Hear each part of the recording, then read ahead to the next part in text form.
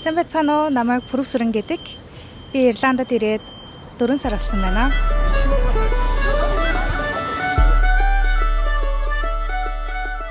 За Ирландд CC agency-гээр зоочлож ирсэн байгаа. Тэгээд энэ agency-гийн үйл ажиллагаанд 10-аас хэдэн үнэлгээ өгөх вэ? Даваа талны байсан, сул талны байсан. За миний хувьд бол 10-аас 9% үнэлгээ өгнө.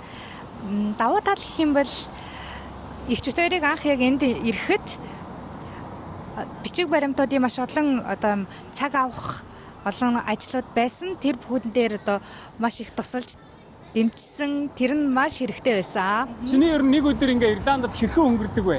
Хөвчлэн 5:30-аас эхэлдэг. 5:30-ад эхлээд ажил маань 7 цагаас эхэлдэг. 7-оос 10:30 хүртэл ажиллаж агаад тэгээд номын санд суугаад тэгээд 1 цагаас хичээлдээ суугаад 5 гэж тардаг. Тэгээд гэртээ ирж игчтэйгээ цуг орой хоолоо иддэг те.